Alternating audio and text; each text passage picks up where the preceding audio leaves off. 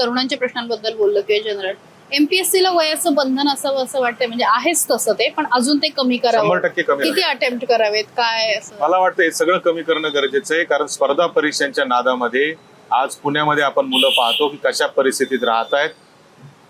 त्यांचे घरचे एका अपेक्षेवर आहेत की या मुलांना काहीतरी जॉब मिळेल, एक्झॅक्टली. सामाजिक स्थैर्य मिळेल, आर्थिक स्थैर्य मिळेल.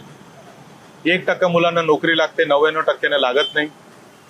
त्याच्यातून येणारं नैराश्य, आत्महत्या हे वेगळंच आहे. म्हणून मला असं वाटतं की स्पर्धा परीक्षा, सरकारी नोकरी याला वयाचंही बंधन पाहिजे, कारण 35-40 वर्षापर्यंत तुम्ही स्पर्धा परीक्षेचे पेपर देताय. 40व्या वर्षी तुमच्या लक्षात येतं का तुम्हाला काहीच भेटणार नाहीये. त्याच्यानंतर तुम्ही व्यवसाय पण करू शकत नाही, नोकरी करू शकत नाही. खासगी नोकरीवाला 40 वर्षावाला नोकरी देत नाही. उमेदीचं वय निघून जातं सगळं. त्यामुळं याला 100% कमी पाहिजे वय मर्यादा, आणि अटेम्प्टचे पण हे पाहिजे. आणि मुलांनाही माझं नेहा तुमच्या या इंटरव्ह्यूच्या माध्यमातून आव्हान आहे मुला मुलींना की फार सरकारी नोकरीच्या नादाला लागू नका.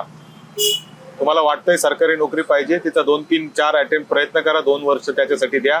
मिळालं तर चांगलं, नाही मिळालं तर लगेच बाहेर पडा, दुसरा मार्ग स्वीकारा. देश विदेशातील प्रत्येक घडामोडींचे लाईव्ह अपडेट मिळवण्यासाठी आता साम टीव्हीच्या सर्व सोशल मीडिया प्लॅटफॉर्मला लाईक, फॉलो आणि सबस्क्राईब करा.